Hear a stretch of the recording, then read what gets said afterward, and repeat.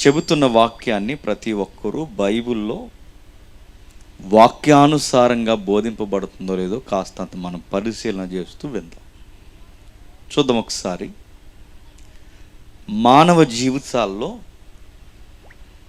కలిసి రాని పరిస్థితులు ఎక్కువ ఉంటాయి.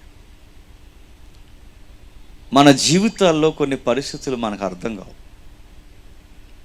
అలాంటి టైంలో వాక్యాన్ని ఎలాంటి సభల్లో వింటున్న మనం ప్రాక్టికల్గా లైఫ్ని ఒకసారి పరీక్షించేసరికి ప్రాక్టికల్గా లైఫ్ వాక్యం చెప్పినట్టు మనకు కనబట్టలేదు అనిపిస్తుంది. అలాంటి సందర్భం ఇప్పుడు చదవబోతున్నాము. చూద్దాం ఒకసారి. అందరూ బైబిల్ ఓపెన్ చేయండి. 128వ కీర్తన, 128వ కీర్తన, 128వ కీర్తన మొదటి వచనం. యెహోవా యందలి భయభక్తులు కలిగి ఆయన త్రోవల యందు నడుచువారందరూ ధన్యులు.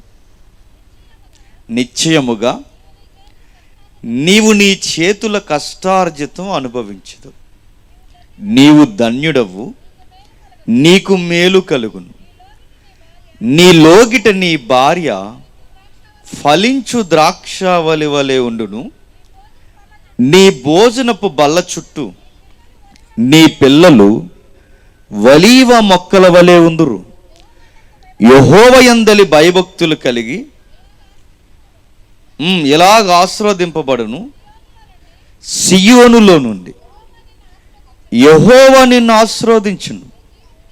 నీ జీవితకాలం అంతయు యెరూషలేమునకు క్షేమము కలుగుట చూసెదవు. నీ పిల్లలను నువ్వు చూస్తావు. ఇశ్రాయేలు మీద సమాధానం ఉండునుగాక. ఆగుతాం. తెలుగు వచ్చి కనుక చదివేసుకున్నాం. వాక్యాలు అలవాటు పడ్డాం కనుక చదివేసుకుంటాం. చదివిన దాంట్లో ఏమర్థమైంది? మిమ్మల్ని అడుగుతున్నాను. చదువుకున్న వాక్యాల్లో ఏమైనా మనకు అర్థమైందా? ఒకటి అర్థమైంది, అర్థం కాలేదని అర్థమైంది. అలా చదువుతాం అంతే. పైగా కీర్తనలు సీజనల్గా చదువుకుంటాం. కొన్ని కీర్తనలు చదవాలనుకోండి, ఆ సందర్భం వస్తేనే చదువుతారు, లేకపోతే చదవరు. మరి ఎందుకు అలా అలవాటు పడ్డారో తెలియదు. 90వ కీర్తన చదవాలనుకోండి, ఎవరో ఒకరు చచ్చిపోవాలి, లేకపోతే చదవరు. 127వ కీర్తన చదవాలనుకోండి, చెప్పండి, ఎవరో ఒకరు పుట్టాలి, లేకపోతే చదవరు. ఎబిసి పత్రిక 5వ అధ్యాయం చదవాలనుకోండి, ఎవరో ఒకరికి పెళ్ళి అయిపోవాలి, లేకపోతే చదవరు. కొన్ని అధ్యాయాల్ని సీజనల్గా అలవాటు చేశాను. అలా సీజనల్గా సందర్భానికి ఇదే అన్నట్టు అలవాటు చేసిన కీర్తనలు ఇది ఒక కీర్తన.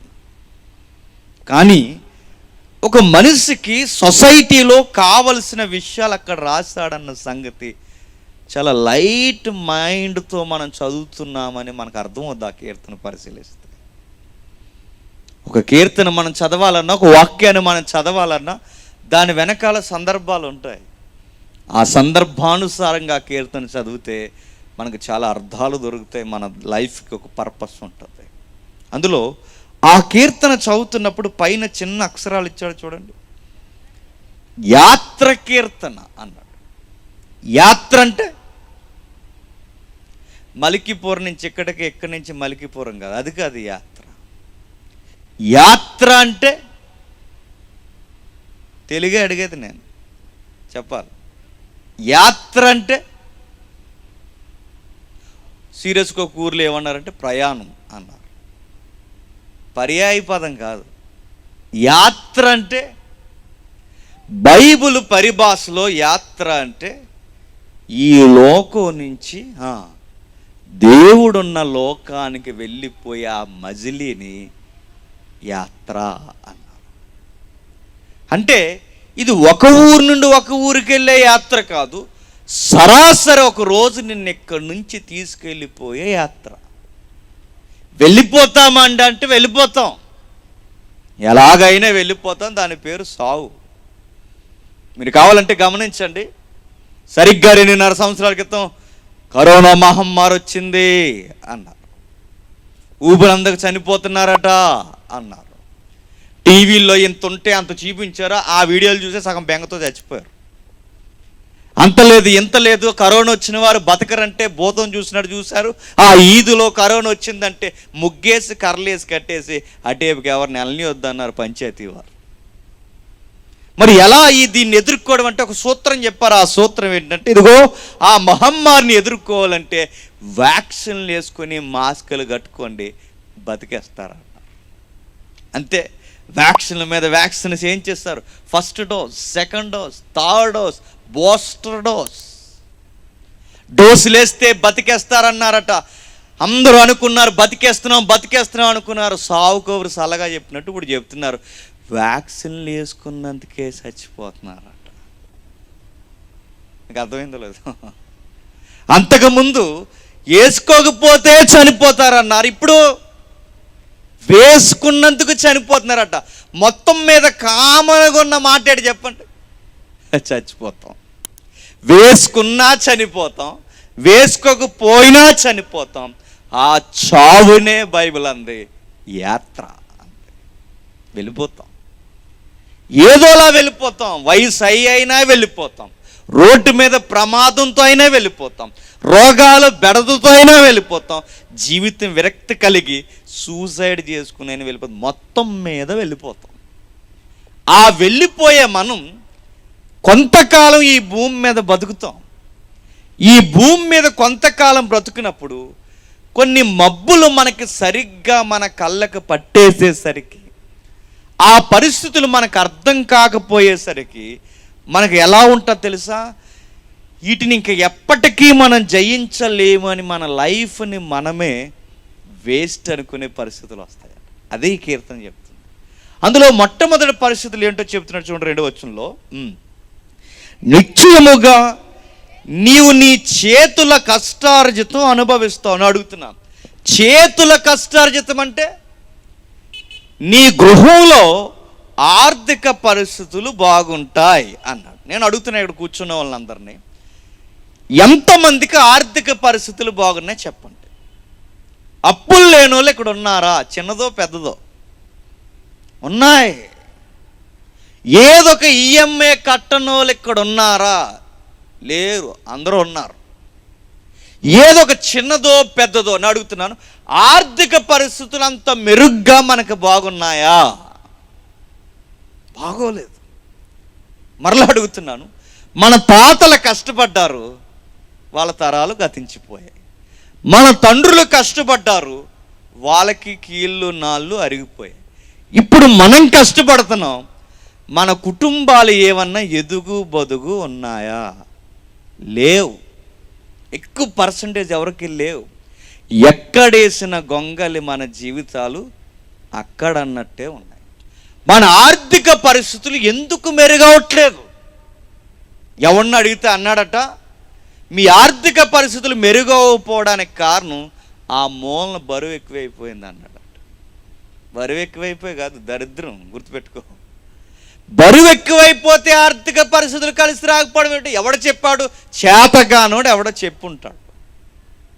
నిశ్చయముగా నీ రెక్కల కష్టాన్ని అనుభవిస్తావంటే బరువు ఎక్కువైపోయింది, ఆ విషయాన్ని వదిలే. కష్టపడరు. బైబిల్లో సామెతల్లో ఏముంటుందో తెలుసా? సోమరితనం గలవారు సింపురు గుడ్డలకి కారకులు అవుతారు. పక్కా. కష్టానికి మనసు పెట్టకపోయినా, కష్టపడడం రాకపోయినా ఆ రెక్కల కష్టాన్ని అనుభవించడం అనేది అసాధ్యము. ఇప్పుడు మరలా ప్రశ్న, రెక్కల కష్టాన్ని కష్టపడితే అనుభవిస్తాం అనుకుంటే, మరి రెక్కల కష్టం ఎంత కష్టపడినా, యథార్థంగా కష్టపడినా కొన్ని జీవితాలకి కలిసి రావట్లేదు. అలా కష్టపడుతున్నాం, ఇలా తెచ్చి హాస్పిటల్లో పెడుతున్నాం. అలా కష్టపడుతున్నాం, ఏదో ఒక పనికి సరిగ్గా మనకి బరువైన పని దొరుకుతుంది, అలా పోతున్నాయి. తెచ్చిన సంపాదన అంతా చిల్లి సంచులు వేసినట్టు అవుతుందే తప్ప కష్టపడిన పరిస్థితులు ఏమన్నా బాగున్నాయా? లేవు. ఏదో ఒక బాధ, ఏదో ఒక ఆర్థిక ఇబ్బంది. ఈ కీర్తన ఏం చెబుతుందంటే, ఒకటి ఆర్థిక పరిస్థితుల కోసం చెప్తుంది, రెండు నీ వెనక్కున్న లైఫ్ పార్ట్నర్ కోసం చెప్తుంది, మూడు నీ గర్భాన పుట్టే పిల్లల కోసం చెప్తుంది, నాలుగు నీ ఆరోగ్య పరిస్థితుల కోసం. ఇది ఈ కీర్తనలో ఉన్న 4 పాయింట్స్. నీ ఆర్థిక పరిస్థితి. అవును, సొసైటీలో ఒక మనిషి బాగా పెరగాలి అంటే ఆర్థిక పరిస్థితులు బాగుండాలి, రెండు వెనకున్న ఆవిడ సరిగ్గా ఉండాలి, మూడు వీళ్ళిద్దరి మధ్య పిల్లకాయలు మాట వినాలి, నాలుగు నీ లైఫ్, నీ ఆరోగ్యం, నీ స్కేల్, నీ మాట వినాలి. ఇది బాగుంటే సొసైటీలో బతకగలం ఉన్నంత కాలం. 60 ఏళ్ళో 70 ఏళ్ళో లేదా 50 ఏళ్ళో 40 ఏళ్ళో బ్రతికినంత కాలం కాస్తంత నెమ్మదిగా బతకాలి అంటే సూత్రం చెబుతున్నాడు, నిశ్చయముగా నీ చేతుల కష్టార్జితాన్ని నీవు అనుభవిస్తావు. నేను అడుగుతున్నాను, ఎందుకు అనుభవించలేకపోతున్నాం? చాలామంది కష్టపడతారు, ఓవర్ నైట్ డ్యూటీలు కష్టపడతారు, రోజులు కష్టపడతారు, సోమవారం నుంచి శనివారం వరకు ఎంత కష్టపడాలో అంతా కష్టపడతారు, కానీ వారికి కలిసి రాదు. ఎందుకు కలిసి రాదు? చాలామంది యథార్థంగా అంటారు, మేము చాలా యథార్థంగా కష్టపడుతున్నామండి, ఆ దేవుడు కూడా మమ్మల్ని దీవించట్లేదు. మేము చాలా యథార్థంగా కష్టపడుతున్నామండి, ఇక్కడున్న మా కష్టాలు తీరక మేము ఎక్కడెక్కడికి వెళ్ళి కష్టపడుతున్నాం, అయినా మా కష్టాలు ఆర్థికంగా తీరడం లేదు. ఏం జరుగుతుందో మాకు అర్థం అవ్వట్లేదు. ఎవరిని మోసగించాం, ఎవరిని అన్యాయంగా లాక్కోం, ఏ విషయంలో ఎదుటోడు రూపాయి తీసుకోలేదు, ఇంత యథార్థంగా కష్టపడుతున్నా మాకెందుకు ఆర్థిక పరిస్థితులు దీవింపబడలేదని ఎవరైనా అడిగితే ఈ కీర్తన ఒక లింక్ ఇచ్చింది. ఎందుకు ఆర్థిక పరిస్థితులు మెరుగుపడవంటే ఆ కీర్తన చెబుతుంది చూడండి, నిశ్చయముగా నీవు నీ చేతుల కష్టం అనుభవించాలి అంటే నీకు షరతులు వర్తిస్తాయి అంటే. ఏం షరతు వర్తిస్తుంది? కష్టపడితే సరిపోదు. కష్టపడిన దానిలో నువ్వు అనుభవించి గుప్పెడు మెతుకులు తినాలి అంటే యెహోవా యందలి భయభక్తులు కలిగి ఉండాలి. మనకేముండదో చెప్పనా?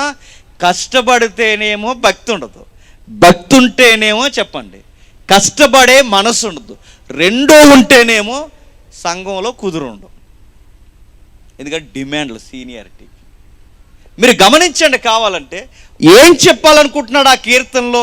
నిశ్చయముగా నీ చేతుల కష్టం. ఎప్పుడు నువ్వు పక్కా, నిశ్చయం అంటే పక్కాగా, కన్ఫర్మ్, నువ్వు నిశ్చయముగా ఎప్పుడు అనుభవించగలవంటే ఇదిగో యెహోవా యందలి భయభక్తులు. యెహోవా యందలి భయభక్తులు ఎక్కడున్నాయి? నీ గృహంలో యెహోవా యందలి భయభక్తులు ఉన్నాయా? అసలు ఆయన త్రోవలంటే నీకు తెలుసా? ఉదయం నుంచి సాయంత్రం వరకు ఓవర్ నైట్ కష్టపడిపోవడమే తప్ప, పోగేసేస్తున్నాను అనుకోవడమే తప్ప నీ కాస్తంత భయభక్తులు ఏమన్నా ఉన్నాయా? కుటుంబ యజమానికి చెబుతున్నాడు. ఒక చర్చ్ ఉండదు, ఒక సహవాసం ఉండదు, స్థానిక సంఘముతో సరి అయిన ఒడంబడిక ఉండదు, ఏమీ ఉండదు. కానీ దేవుడు నేను దీవించేయాలి.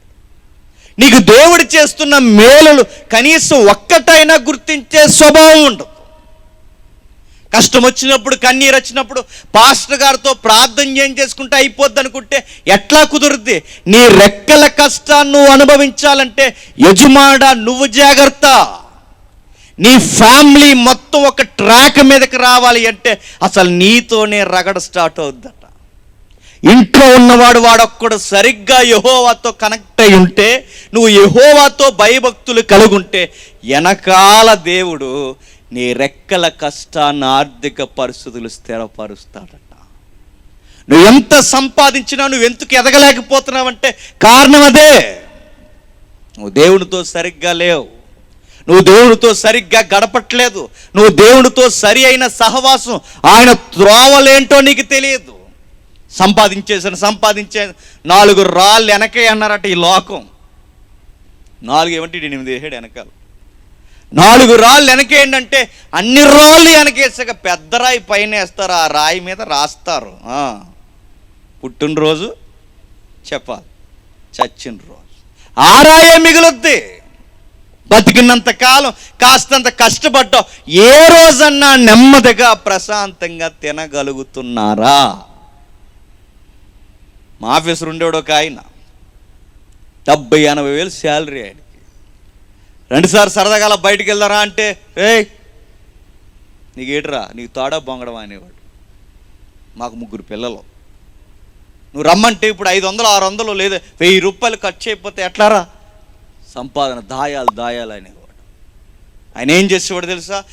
ఎవరైనా పోలీస్ అనే అవమానం మీద ఈ చేపలు వేస్తుంటారు కదండి, ఏమన్నా ఈ సీ ఫుడ్ ఏదైనా ఇస్తే ఆ చేపలు తీసుకుంటే ఒక 5 చేపలు 3 చేపలు ఇస్తే ఆయన ఏం చేసి అనుకున్నారు? దారిలోకి వచ్చి ఆయన ఏదో కొన్నట్టు పక్కోడు తని కూడా, రే పొరపాటున ఎక్కువ కొనేసాను రా బేరమాడి, ఇవన్నీ నాకు అనవసరం రా, 2 నువ్వు తీసేసుకో, 1 నాకు సరిపోద్ది అనేవాడు. ఇది ఫ్రీగా ఇచ్చిన దాంట్లో కూడా మొత్తం మీద ఇలా దాసాడు ఒకే రోజు చెప్పకుండా హఠాత్తుగా ఎగిరిపోయి. అడుగుతున్నాను, ఇప్పుడు దాసింది దేనికి? తగలడ్డానికి.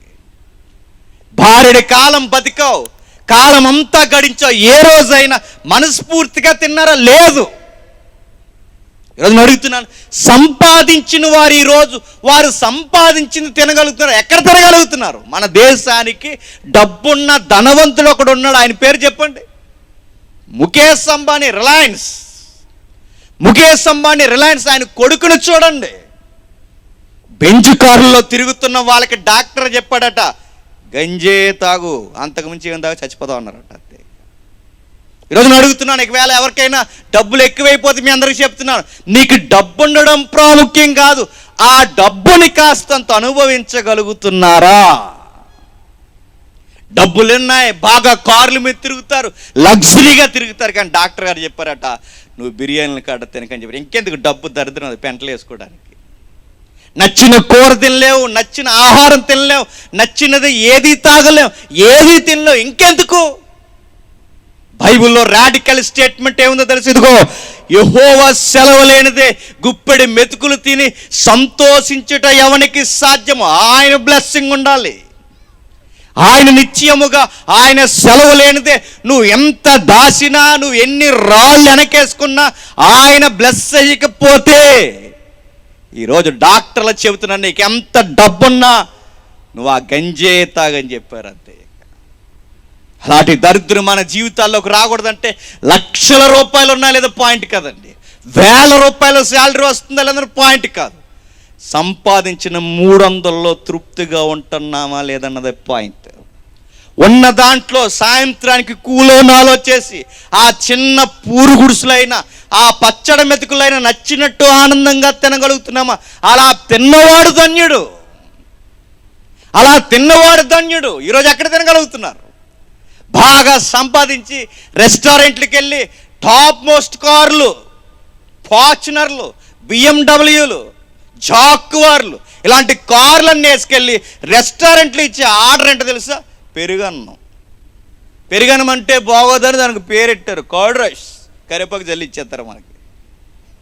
అది నేను అడుగుతున్నా, దాన్ని బ్లెస్సింగ్ అంటారు చెప్పండి? కోట్ల రూపాయల కారు, లక్షల రూపాయల కారు వేసుకుని తినడానికి జీర్ణ వ్యవస్థ పనిచేయలేనప్పుడు దేనికి సంపాదించుకోవడానికి, మీదకి ఎగరేసుకోవడానికి ఆ కాగితాలు? నిశ్చయముగా పక్క అంటే నువ్వు నిశ్చయముగా అనుభవించాలి అంటే నాతో కనెక్ట్ అయ్యి ఉన్నాడు ఆయన. యెహోవా యందలి భయము భక్తి, ఆయన త్రోవల యందు నడిస్తే నీ రెక్కల కష్టాన్ని నువ్వు అనుభవిస్తావు.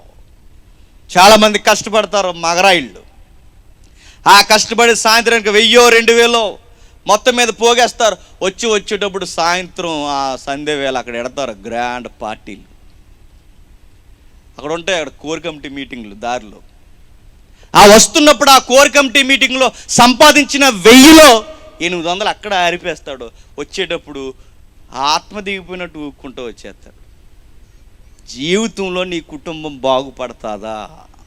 నువ్వు ఎంత కష్టపడితే ఏముంది?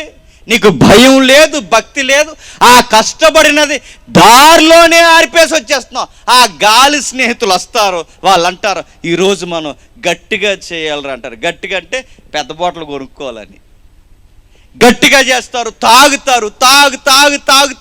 తాగితే తర్వాత ఏం జరుగుద్ది? తాగితే అది ఏమన్నా తాగుడికి బలం వస్తుందా? కిడ్నీలు ఎగిరిపోతాయి. తాగితే ఏమన్నా మనకి కలిసి వస్తుందా? ఆరోగ్యాలు చెడిపోతాయి. తాగితే ఏమవుద్ది? తాగుతావు. నేను నమ్ముకుని ఒక అమాయకురాలు చేసుకుందా నీ వైఫ్, నీ భార్య, ఆ తాగిన తాగడికి నీకే కిడ్నీయే ఎగిరిపోద్ది, నీకే ఫంక్షన్ ఆగిపోద్ది, యూరిన్ ఫంక్షనింగ్. ఆ ఆగిపోయిన తర్వాత డాక్టర్లు చెప్పేస్తాడు వీడు ఎక్కువ కాలం బతకడు. మరి ఏం చేస్తాం? చూస్తా చంపలేము, తీసుకెళ్ళి డబ్బులు పెట్టి ప్రైవేట్ హాస్పిటల్లో వైద్యం చేయించలేము. మరి ఏం చేస్తారంటే బంపర్ ఆఫర్ ఒకటి ఉంటుంది, తీసుకెళ్ళి గవర్నమెంట్ హాస్పిటల్లో జాయిన్ చేస్తారు. అక్కడ మంచాలు ఎలా ఉంటాయి అప్పుడప్పుడు ఒకసారి వెళ్ళి చూసి సెల్ఫీ తీసుకుని రండి. తాగేవాళ్ళకి ఆడికి వెళ్ళాక ఎలా ఉంటుంది? తలగాడు ఉతకరు, మంచం శుభ్రంగా ఉండదు, ఈగలన్నీ అక్కడ దిగుతాయి, బాత్రూమ్ స్మెల్ కూడా గుమాయించేది అక్కడ పట్టుకుని మొత్తం అయిపోతుంది. నాకు పక్కన పడేస్తారు, టయానికి వస్తే చూస్తారు, లేకపోతే లేదు. అప్పుడు అనిపిస్తుంది నీకు ఎందుకు తాగాండ్రా అని. లెగుద్దామనుకుంటావు, లేవలేవు. కిడ్నీలు బాగు చేయడానికి అయ్యేమన్నా బైక్ షోరూంలో దొరికే ఎక్స్ట్రా పార్ట్స్ అవి తెచ్చి పెట్టుకోవడానికి. ఒక్కసారి పోయిందో ఇక పోవడమే. ఇక ఆ తర్వాత డయాలసిస్ అంటారు, అదంటారు, ఇదంటారు. చావడానికి తప్ప ఇక దేనికి పనికిరావు. నేను కట్టుకుందగా, ఆ కట్టుకున్నదైతే కాస్త సత్తువు ఉంటే ఏదో పని చేసి బతికేద్దాం అనుకుంటుంది. సత్తువు లేనిదైతే నిన్ను కట్టుకున్నందుకు ఏ సెంటర్లోనో అడుక్కు తింటూ బతుకుతావు. నువ్వు ఇచ్చిన ఆఫర్ అది ఆవిడకి. ఆ తర్వాత నీ గర్భాన్ని పుట్టారు కదా, నీ గర్భాన్ని పుట్టడమే దరిద్రం ఆ పిల్లలకి. ఆ గర్భాన్ని పుట్టిన వాళ్ళు ఏమైపోతారు? అమ్మో దిక్కును అడుక్కుంటే ఈ పిల్లలు ఏ సిగ్నల్ దగ్గర అడుక్కుంటారు.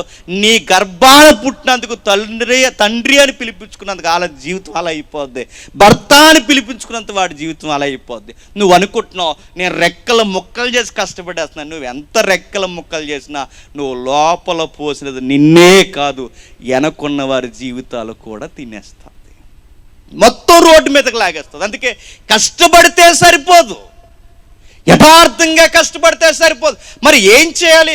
యెహోవా యందలి భయభక్తులు ఉండాలి. ఈరోజు ఎప్పుడో కూలీనాలు చేసేవారు తాగేవారు అనేవారు, ఇప్పుడు అందరూ తాగుతున్నారు. ఒకప్పుడు ఊరికి ఎవడో ఒకడే తాగేవాడు, ఆ ఊరికి ఒకడే కూడా ఏ పొలం గొట్ల దగ్గరకో ఇలాంటి తోటల్లోకి ఎక్కడికో పోయి తాగేవారు. ఇప్పుడు ఊరికి ఒకడే తాగుతా లేదు, ఊరందరూ తాగుతున్నారు, అందరూ తాగుతున్నారు.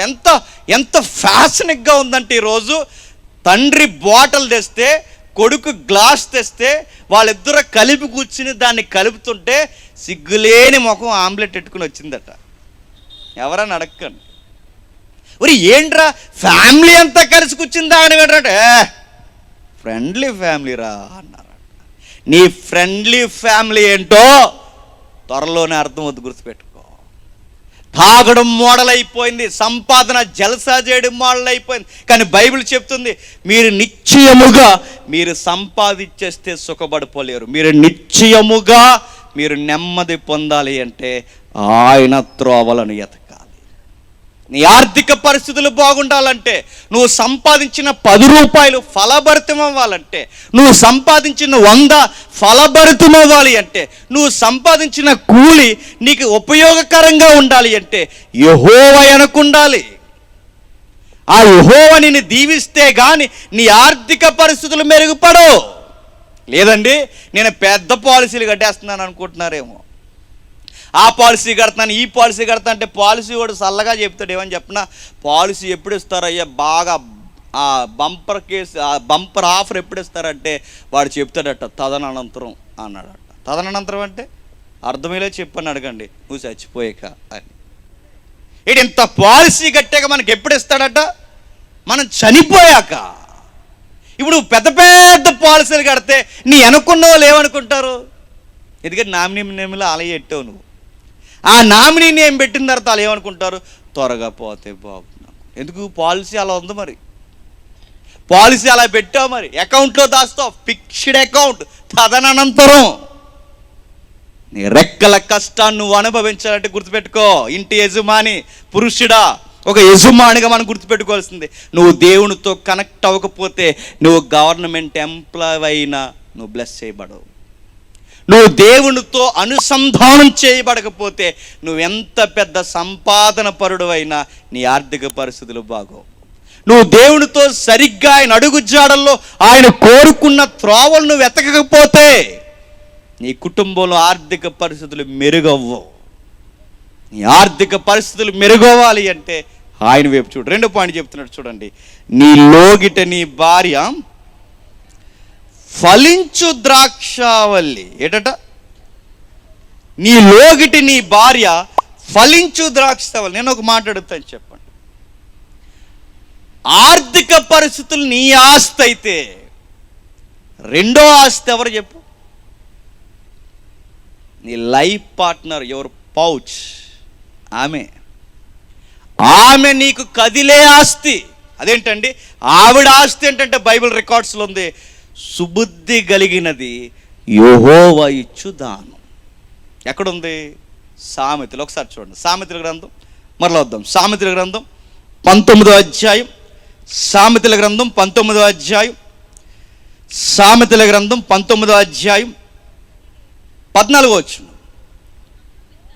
గృహము విత్తనము పితరులు ఇచ్చిన స్వాస్యం. గృహము ఇత్తం అంటే గృహాలు అంటే పురాతనమైన ఇల్లు. మన పెద్దోళ్ళు ఇస్తారే బంగ్లాలు, అదే పెద్ద పెద్ద లోగిళ్ళు, వాళ్ళు ఇచ్చిన స్థలాలు, వాళ్ళు ఇచ్చిన పొలాలు, వీటిని పితరులు ఇచ్చిన ఆస్తులు అంటారు. ఎందుకంటే మనం సంపాదించినవి కాదు, వాళ్ళు ఇస్తే వచ్చినవి.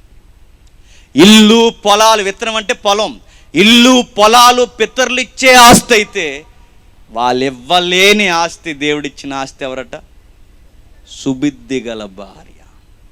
అంటే వెనకాలన్న ఆవిడ నీ లైఫ్ పార్ట్నర్ ఎలాంటి ఆవిడంటే నీకు ద్రాక్షావల్లిలా ఉండాలట. ఇప్పుడు మరలా షరతు అడుగుతున్నాను, లైఫ్ పార్ట్నర్ ద్రాక్షావల్లిలా మనకు కలిసి రావాలి అంటే షరతు ఏంటి చెప్పండి? ఇందాక చెప్పుకున్నాం, నీ ఆర్థిక పరిస్థితులు మెరుగుపడాలంటే షరతు ఏంటి? యెహోవా యందు భయభక్తులు కలిగి ఉండాలి. ఇప్పుడు మరలా నీ వెనకున్న లైఫ్ పార్ట్నర్ నీకు కలిసి రావాలంటే మరలా యెహోవా యందు భయభక్తులు అంటే నీ ఫ్యామిలీలో ఎవ్రీ సెక్టార్ ఏదైనా నీకు కలిసి రావాలి అంటే సూత్రం ఒకే ఒక్కటి, యెహోవా యందు భయభక్తులు ఉండాలి. ఇప్పుడు అడుగుతున్నాను, నీ లోకిటి భార్య నీకు ఫలించే ద్రాక్షవల్లిలా ఉందా? ఉన్నారా? లేరు. సుబుద్ధి కలిగిన వాళ్ళు ఉన్నారా? సుంచు బుద్ధి వాళ్ళు ఉన్నారు? చెప్పండి. ఒకరికి ఎడితే నచ్చదు, ఒకరితో మాట్లాడితే నచ్చదు. సుబుద్ధి కలిగిన వారి పైగా నీ సంపాదనలో నీ కలిసి వచ్చేలా నీ జీవిత భాగస్వామి ఉండగలుగుతుందా? నీవు ఎలా తెస్తావు, ఆవిడ ఎలాగ అమ్మగారింటికి పంపించేస్తుంది. నీ రెక్కల ముక్కలైపోయి నీ మూలుగులు అరిగిపోవాలి తప్ప జీవితం నీడు బాగుపడతాడు. బాగుపడ్డ ఎందుకంటే ఇలా తెచ్చింది అలా పోతుంది, ఇంకేం బాగుపడతాడు? ఆడికి కలిసి వచ్చే వాళ్ళు ఎవరున్నారు చెప్పండి? గొడవ వచ్చింది అనుకోండి, ఒకప్పుడు అనేవారట పెద్దోళ్ళు, అమ్మమ్మలు, నాన్నమ్మలు, ఓర్చుకమ్మ ఓర్చుకో, మేము కూడా నీలాగే కొత్తగా పెళ్ళైన 10 ఏళ్ళ వరకు మేము ఇలాగే బాధపడ్డాం, తర్వాత అన్నీ సర్దుకుంటే పిల్లలు ఎదుగొచ్చిన తర్వాత సర్దుకోవే ఓర్చుకో అనేవారు. ఇప్పుడు వీడియో కాళ్ళు, ఆడియో కాళ్ళు, ఆ కాల్స్, ఈ కాల్స్, వెంటనే ఈడ అత్తగారికి ఫోన్ చేసి మీ అల్లుడు గారు ఇలా అన్నాడు అనగానే ఓర్చుగా అంటలేదు, ఏమంటున్నారు? అలాగన్నాడా, సాయంత్రం 5 గంటల బస్సు ఎక్కొచ్చాయి, ఆడి సంగతి మలిక్కిపూర్ రచ్చబండలో తేలుద్దాం వచ్చాయి అన్నారట. ఈరోజు అడుగుతున్నాను, నీ భార్య సుబుద్ధి కలిగింది ఎలా ఉంటుందో తెలుసా? ఎన్ని జరిగినా లోపల దాచుకుని వంకర బుద్ధి ఉన్నది, బాధ్యత లేని గయ్యాలి ఊరెక్కి ఏ రంగం చేస్తుంది. బైబిల్ చెప్తుంది, ఇదిగో నీ సక్సెస్, నీ ఫ్యామిలీ సక్సెస్ రేట్ నువ్వు చూడాలి అంటే నీ వెనక్కున్న ఆమె బాగుండాలి, నీ వెనక్కున్న లైఫ్ పార్ట్నర్ బాగుండాలంటే నువ్వు దేవుళ్ళో బాగుండాలి. నువ్వు దేవుళ్ళో ఉంటే, నువ్వు దేవునితో అనుసంధానం అయితే మీ ఇద్దరు బాగుంటారు. దరిద్రం ఏంటి చెప్పనా? ఈవిడొస్తే చర్చికి ఆయన రాడు, ఆయన వస్తే చర్చికి ఈవిడ రాదు, వీళ్ళిద్దరు వస్తేనేమో పిల్లలు రారు. అందుకే మీ ఇంట్లోకి దేవుడు రాడు. మన జీవితాల్లోనికి ఎందుకు దేవుడు కలగజేసుకోవట్లేదంటే అసలు దేవుని మీద ఏమన్నా ఫోకస్ మనకుందా? పెడితే ఇలాంటి సభలకు ఏదో ఫంక్షన్కి వచ్చినట్టు వస్తాం, చేతిలో కూడా మనకి ఎంత డిగ్నిటీ అంటే బైబిల్ కూడా ఉంటుంది. మనకి చేతిలో బైబిల్ లేని భక్తులు ఉంటారు, వాళ్ళని చూస్తే నేను నిజంగా నాకు దండేయాలనిపిస్తుందండి. మరి సంబరం అనుకుంటారో మరి బైబిల్ సభ అనుకుంటారో నాకు అర్థం. బైబిల్లో ఉండదు, సొంత బైబిల్ ఉండదు, ప్రార్థన ఉండదు, ఏముండదు. అయ్యగారి దగ్గరికి వచ్చి అది జగన్ గారి నవరత్నాల్లో ఏదో రత్నం ఎత్తానన్నాడు, ప్రార్థన చేయండి అయ్యగారు రత్నం వచ్చి అంటే రాదు. రత్నం కదా, రాయి కూడా రాదు, నీకు గుర్తెట్టుకో. నీకేమీ రాదు, ఎందుకు వస్తుంది? నువ్వు దేవుడి వైపు కేంద్రీకరించలేనప్పుడు దేవుడు నిన్నెందుకు కేంద్రీకరించాలి? ఒకవేళ ఆర్గ్యూ చేస్తే నువ్వు దేవుని మీద నీ మనస్సును కేంద్రీకరించలేనప్పుడు దేవుడిని నిన్నెందుకు నువ్వు అడగడానికి నీకు ఏ రైట్ ఉంది? నీ బిడ్డలను ఎందుకు దీవించాలి? నీ ఆర్థిక పరిస్థితులు ఎందుకు దీవించాలి? నువ్వు ఏ రోజైనా ఆ బైబిల్లో ఏ పుస్తకం ఎక్కడుందో ఆయన త్రోవలేంటో గుర్తించావా? లేదు. అందుకే నీ బెండు తీయడానికి వెనకాల ఒక నెట్టాడు దేవుడు. ఎవరు ఆవిడ? నీ లైఫ్ పార్ట్నర్. నీ లోగిటి నీ భార్య ఫలించు ద్రాక్షవల్లి ఎక్కడున్నారండి ఈరోజు? మాట్లాడితే గొడవలు అయితే ఏమంటున్నారు తెలుసా? నీ చేసుకున్నాక నా లైఫ్ ఇలాగ అయిపోయింది. ఆడు కూడా అన్నాడు, ఏం తగ్గడు ఆడు, నిజమే రాంగ్ డెసిషన్ తీసుకున్నాను అన్నాడు. ఒకడు బాధపడుతూ ప్రార్థన చేస్తున్నాడు. ఈ మధ్య ఫేస్బుక్లో పెట్టారు బ్రహ్మానందం ఫోటో వేసి. ఆ ఫేస్బుక్లో ఉన్న కొటేషన్ ఏంటో తెలుసా? ఆడు ప్రార్థన చేస్తున్నాడు, ప్రభువా బాల్యం ఎలా ఇచ్చావు అలా కట్టుకెళ్ళిపోయావు, యవ్వనం ఎలా ఇచ్చావు అలా తీసుకెళ్ళిపోయావు, భార్యనిచ్చి మర్చిపోయావు కదా, నాకు తెలుసు అన్నాడు. ఆడు ప్రార్థన చూడు. బాల్యం ఎలా ఇచ్చావు అలా పట్టుకెళ్ళిపోయి, యవ్వనం ఎలా ఇచ్చావు అలా పట్టుకెళ్ళిపోయి, ఈవినిచ్చి మర్చిపోయాడు ప్రభు. ఆడు ఎంత బాధపడతా చేస్తాడండి. మీకు అర్థమవుతుందో లేదు? లోగిట్టే భార్య ఒక మగ పిల్లగాడికి లేదా ఒక తల్లికి కుటుంబం అనేది ఎలా ఉండదు తెలుసా? బయట పరిస్థితులు ఎలా ఉన్నా టైంకి ఇంటికి వెళ్ళిపోవాలన్నంత మంచి వాతావరణం ఉండాలి. ఇంట్లో ఉండాలనిపించాలి. నీ లోగిటి నీ భార్య నీకు ఫలించు ద్రాక్షవల్లి. నువ్వు పదిస్తే ఆ 10ని గుట్టిగా దాసేదై ఉండాలి. గుణవతి లక్షణాల్లో గొప్ప లక్షణాలు ఏంటంటే బైబిల్లో మనం చదువుతాం ఆ చివరి అధ్యాయం. గుణవతి లక్షణాల్లో గొప్ప లక్షణం ఏంటో తెలుసా? అసలు భర్తకి ఏ విషయాలు చేరవేదట, ఎందుకంటే కొన్ని విషయాలు ఆయనకి చెప్పదట. మరి ఏం చేస్తుంది? ఆర్థిక పరిస్థితులన్నీ ఆవిడే చక్కబెడుతుందట. ఇంట్లో ఉన్న కూలి వారికి ఎంతెంత కూలి ఇవ్వాలో ఆవిడే చక్కబెడుతుందట. ఇంటి పనులన్నీ ఆవిడే చేస్తుందట. వంట కూడా ఇంటి వారికి పని మనుషులు చుట్టూ ఉన్నా ఆ వంట పని ఎవరికి ఇవ్వదట. ఆ వంట పని ఎవరు చేస్తారట? ఆ గుణవతి. ఎంత డబ్బున్న ఆవిడ ఇంటి పనులు చేస్తుంది, చుట్టూ పనులు ఉన్నా ఇంటి పనులు చేస్తుంది. ఎన్ని ఉన్నా ఆవిడ ఇంటి పనులు తానే చేస్తుంది. తన ఇంటి వారికి పెందల కడే లేచి భోజనం సిద్ధపరుస్తుంది. నేను అడుగుతున్నాను, తన ఇంటి వారికి తానే ఎంచుకుంటుంది. ఎందుకంటే ఆ వండడంలో తన భర్తకి ఫలించే ప్రేమను చూపించగలదు. ఈరోజు వండుతున్నారా? కర్రీ పాయింట్ నుంచి కర్రీ తెచ్చేయి అన్నారు. ఆడి కర్రీ పాయింట్లకే ఎత్తాడు మార్కులు. ఏమనుకుంటున్నావు? ఈరోజు వండుతున్నారా? ఆ ట్యూబ్ ఈ ట్యూబ్ గూగుల్ తల్లి అది ఇది చూసి వండుతున్నారు. విస్త ప్రయోగాలు చేస్తున్నారు. ఈ ప్రయోగాలు ఏం చేసి ఎవడ మీద చేద్దామని? ఆడి మీద చేస్తావా? ఆడికి ఏమన్నా బెరుసు కొట్టి డ్యామ్ గేట్ ఎత్తేసింది అనుకో, ఏమవుతావు? ఆ మోసం ఇంకా గట్టిగా అయిపోయాను అనుకో, తర్వాత పరిస్థితి పలసరేటు పడిపోతే.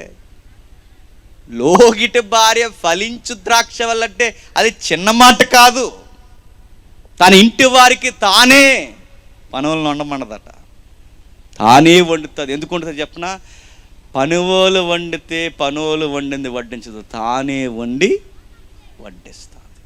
లోగిటి భార్య పనువోలు వడ్డి, ఒకవేళ పనివారు వడ్డించారు అనుకోండి, పనివాళ్ళు వండారు అనుకోండి, కూర బాగుంటే ఎవరికి లైక్ ఇస్తాడు చెప్పండి? ఇప్పుడు యజమాని ప్రాక్టికల్గా ఇలాంటి మాట్లాడితే నామే పడిపోతున్నారు. ప్రాక్టికల్గా మాట్లాడతాం. ఇప్పుడు పనావుడు వండింది, పనావుడు వండితే ఆ తర్వాత ఆ కూర బాగుందంటే ఆ బాగుందన్న లైక్, అంటే బాగుందన్న కామెంట్ ఎవరికి ఇస్తాడు? పనావుడికి ఇస్తాడు. ఇప్పుడు కూర బాగున్న ప్రతిసారి ఆవిడ పొగుడుతున్నారు అనుకోండి, నీకు ఎలా ఉంటుంది? అప్పుడు తెలుస్తుంది ఎందుకు వండలేదు. అందుకే బైబిల్ చెప్తుంది చూడండి, నీ భార్య ఫలించు ద్రాక్షవల్లి. ఫలించు ద్రాక్ష అంటే నీ భార్య నీకు కలిసి రావాలి. మూడోది, నీ భోజనపు బల్ల చుట్టూ నీ పిల్లలు ఒలీవ మొక్కలు. నీ భోజనపు బల్ల చుట్టూ నీ పిల్లలు ఒలీవ మొక్కల్లా ఉండాలి. నేను అడుగుతున్నాను, భోజనపు బల్ల దగ్గర ఈ రోజున్న పిల్లలు ఒలీవ మొక్కల్లా ఉన్నారా? మిమ్మల్ని అడుగుతున్నాను. నేను ఓపెన్గా మాట్లాడదాం. ఒలీవ మొక్కల్లా భోజన బల్ల అంటే సరిగ్గా తినే దగ్గర, కంచం దగ్గర మన పిల్లలు మనల్ని అర్థం చేసుకునే పిల్లల్లా ఉన్నారా? కంచాలు గెరేస్తున్నారు. ఎవడన్నా మాట్లాడేది? అని ఒక తల్లి మీదకి తిరగబడ్డాడు. ఒకడు సారీ ఎవడు గాయమన్నాడు నిన్ను అని అడిగాడట వాళ్ళ అమ్మని. ఈ కూర ఎందుకుండో, అది ఎందుకుండో, ఇది మాడిపోయేది ఎందుకుండో, ఈ టిఫిన్ ఎందుకుండో, నిన్నెవడేయమన్నాడు ఇడ్లీలు. ఈరోజు మీ పిల్లలు మీ భోజనం వాళ్ళ దగ్గర మీకు కలిసి వచ్చే పిల్లలేనా? కానీ బైబిల్ చెప్తుంది, నీ పిల్లలు నీకు కలిసి వచ్చేలా ఉండాలన్నా, నీ భార్య నీకు కలిసి వచ్చేలా ఉండాలన్నా నీ సూత్రం ఒకటే, దేవుడు. నువ్వు దేవునితో ఉండాలి. నువ్వు దేవునితో అనుసంధానం అయితే దేవుడు నీ కుటుంబాన్ని మొత్తం ఒక ట్రాక్లోకి తీసుకొస్తాడు. ఎక్కడున్నారు చెప్పండి? కంచాలు గిరేస్తున్నారు, కూరలు గిరేస్తున్నారు. ఎంత బాధాకరమైన విషయం చెప్పినా, తిండి ఎక్కువైపోయి జల్లుకుంటున్నారు. బయటికి వెళ్ళు, ఆ సారు కూడా లేదు. పాసిపోయిన అన్నాన్ని పరమన్నంలా తింటున్నారు బయట. రైల్వే ట్రాక్ల మీద, రోడ్డు ట్రాక్స్ మీద ఆ పాసిపోయిన పులిహోర తింటున్నారు. నీకు ఒళ్ళు బలిసింది మీ అయ్యి కష్టపడి పెడుతుంటే, మీ తండ్రి కష్టపడి పెడుతుంటే నీకు ఒళ్ళు బలిసింది, కళ్ళు నెత్తికెక్కాయి. పిల్లలు ఎలా ఉన్నారు చెప్పండి? అయ్యో మా నాన్న రాత్రి పగలో కష్టపడుతున్నాడే, మా అమ్మ ఆ మెస్లో కష్టపడి, ఆ కిచెన్లో కష్టపడి వండితే ఈరోజు గుప్పెడే మెతుకులు టయానికి తినగలుగుతున్నామా అని అర్థం చేసుకునే పిల్లలు ఉన్నారా? కూరలకు పేర్లెట్టే పిల్లలు ఉన్నారు, కంచాలు గిరేసే పిల్లలు ఉన్నారు. మగ పిల్లగాలు తల్లి మీదకి తిరగబడుతున్నాడు. అంత కష్టపడి గంటల గంటలుగా ఆ పొయ్యి దగ్గర నలిగిపోయి పెడితే వాళ్ళ అమ్మను తిట్టే కొడుకులు ఉన్నారు. కూతుర్లు వీళ్ళకైతే కూరలే రావు కొంతమందికి. ఆ కాలేజీ బ్యాగ్ పక్కన నడేసి ఇలా రావే, ఆ 2 గిన్నెలు కడిగే పని నేర్చుకో, రేపు పొద్దున్న ఏ ఇంటికైనా వెళితే మళ్ళీ ఎవరమ్మా ఎవరి పిల్లని అడుగుతారు, నిన్ననరో మమ్మల్ని అంటారు. ఆ 2 గిన్నెలు నేర్చుకో, పని నేర్చుకుంటే ఆ బ్యాగ్ అక్కడ పడేసి అందట, నేను గిన్నెలు కడగల షట్ అందట. నేను గిన్నెలు చదివేది బోర్డు ఇంటర్మీడియట్. ఆ టిక్ టాక్ వ్యవహారాన్ని తెలుగు అవుతుంది డౌటు. ఇప్పుడు ఈవిడట గిన్నెలు కడగదట. భోజనం వాళ్ళ దగ్గర తిన్న గిన్నె ఎత్తే వాళ్ళు ఉన్నారండి. ఆమోసు ఈరోజు అన్నీ అమ్మే చేయాలి, అన్నీ నాన్నే చేయాలి. కనీసం వండుతున్న ఆ సరుకులైనా పోయి తెచ్చే కొడుకులు కూతుర్లు ఉన్నారా? గాలి కొడుకులు గాలి కూతుర్లు ఉన్నారు. నీ ఇంట్లో ఉన్న నీ పిల్లలకు కూడా నీకు కలిసి రావాలంటే సూత్రం మరలా యెహోవా యందలి భయభక్తులు కలుగు. ఇవన్నీ చెబుతుంటే ఈ కీర్తన ఎంత అర్థవంతంగా ఎందుకు చెప్తుందంటే, నువ్వు బతికేది కొంతకాలం, ఒక రోజు ఇక్కడి నుంచి వెళ్ళిపోవాలి. ఇక్కడి నుంచి వెళ్ళిపోయే నీవు ఆ యాత్రను నువ్వు మర్చిపోకూడదంటే, ఆ వెళుతున్న గమ్యము నువ్వు మర్చిపోకూడదంటే, నిన్ను మబ్బి పెడుతున్న ఈ విషయాలున్నాయి, నీ కళ్ళు గప్పేస్తున్న ఈ సంసారం గోలుంది. ఆ సంసారంలో నీకు నెమ్మది ఉండాలి. ఆ యాత్ర మీద నీకు కేంద్రీకరించి నువ్వు నడవాలనుకుంటే, ఆ యాత్రను అర్థవంతంగా నువ్వు ముగించాలనుకుంటే, ఈ సంసారంలో సొసైటీలో వస్తున్న ఈ ప్రాబ్లమ్స్ దేవుని ఎదుట పెట్టు. నువ్వు దేవుని ఎదుట సరిగ్గా ఉంటే నీ సంసారాన్ని చక్కబెడతాడు ఆయన. నువ్వు దేవుని ఎదుట సరిగ్గా ఉంటే నీ భార్యను సరిగ్గా ఉంచుతాడు ఆయన. నువ్వు దేవుని ఎదుట సరిగ్గా ఉంటే నీ పిల్లలను కూడా నీకు కలిసి వచ్చే పిల్లలను చేస్తాడు ఆయన. ఇంకేం చెప్తున్నాడు 6వ వచనంలో? నీ పిల్లలను చూస్తావు. పిల్లలను చూడటం అంటే భార్యడు కాలం బతుకుతావు అన్నాడు. అంతే కదండి? భార్య కాలం బతకడం కూడా దీవెనే. ఆర్థిక పరిస్థితులు బాగుండడం దీవెన, భార్య కలిసి రావడం దీవెన, నెక్స్ట్ పిల్లలు కలిసి రావడం దీవెన. వాళ్ళందరితో సుఖముగా మనవరాల్ని ఎత్తుకునేంత కాలం బతకడం దీవెన. ఈరోజు అడుగుతున్నాను, మనవరాల్ని ఎత్తుకునేంత బతుకుతున్నారండి? మిమ్మల్ని అడుగుతున్నాను, మనవరాల్ని ఎత్తుకునేంత బతుకుతున్నారా? 20లోనే మగపిల్లగాళ్ళకి షుగర్లట, 20 ఏళ్ళకే గుండెపోట్లట, 16 ఏళ్ళకే కళ్ళద్దాలట. భార్యడి కాలం ఎక్కడ బతుకుతున్నారండి? పెళ్ళైన 1.5 ఏళ్ళకే తాగి యాక్సిడెంట్లో చచ్చిపోతున్నారట. పెళ్ళైన 1.5 ఏళ్ళకే కిడ్నీలు ఫెయిల్యూర్ అవుతున్నాయట. భార్యడి కాలం ఎక్కడ బతుకుతున్నారండి? ఒకప్పుడు ఎవరిని చూసినా కష్టపడేవారు అందరూ. మన తాతలు కానీ తండ్రులు కానీ వ్యవసాయం పనులు కష్టపడేవారు. వాళ్ళ కష్టపడిన దేహాలు చూస్తే వాళ్ళకి బంతుల్లాంటి పిల్లలు ఉన్న వాళ్ళకి ఇంకా పెళ్ళి అవ్వలేనట్టు ఉండేవాళ్ళు. ఇప్పుడు వీడికి ఇంకా పెళ్ళి అవ్వకుండానే రిటైర్ అయిపోయినట్టు ఉంటున్నాడు. ఎందుకు అలాగే ఇప్పుడు అయిపోయినాయి. ఆయుసు రేఖ తేడా వచ్చింది. చాలామంది అన్నారట, లేదు లేదు ఫిట్గా బతికాలంటే పిల్లలు చూడాలంటే మొలకెత్తిన విత్తనాలు తింటే బతికేస్తాం అన్నారట. నేను అడుగుతున్నాను, మొలకెత్తిన విత్తనాలు తింటే బతికేస్తాను ఎవడు చెప్పాడు? మొలకెత్తిన విత్తనాలు తిన్నందుకే వార్త వచ్చింది, గ్యాస్ ఎక్కువైపోయి చచ్చిపోయారట. చదువుకో. మొలకెత్తిన విత్తనాలు తింటే బతికారు. ఇంకొక ఆయన అన్నారట, లేదు లేదు మార్నింగ్ వాక్ ఈవినింగ్ వాక్ ఉన్నారట, వాక్ చేసే వాకింగ్ ట్రాక్ మీద చచ్చిపోయారు, రన్నింగ్ ట్రాక్స్ మీద చనిపోయారు, జిమ్ రూమ్లో చనిపోతున్నారు. అనుకుంటే బతికారు, తినేస్తే బతికారు. దేవుడు అనుకుంటే బతుకుతారు. పిల్లలను చూడాలి అంటే యెహోవా దీవెన ఉండాలి. భార్యడి కాలం బతకాలి అంటే ఆయన చల్లని రెక్కల చాటున ఉండాలి, అప్పుడే బతకగలం. మన ప్లానింగ్స్ వర్కౌట్ అవ్వు, మన బడ్జెట్ లెక్కలు కలిసి రావు, మనం జమ చేయాలనుకున్న విషయాలు అవి బెరుసు కొడతాయి. బైబిల్ చెబుతుంది, ఇదిగో నీ నిశ్చయముగా నీ రెక్కల కష్టం బాగుండాలన్నా, నీ లోగిట భార్య బాగుండాలన్నా, నీ పిల్లలు నీకు బాగుగా ఉండాలన్నా, నీ ఆరోగ్య పరిస్థితులు బాగుండాలన్నా, ఈ 4 పరిస్థితులు బాగుండాలి అంటే నువ్వు యెహోవా యందలి భయభక్తులు కలిగి ఉండాలి. నిశ్చయముగా అనుభవిస్తావు.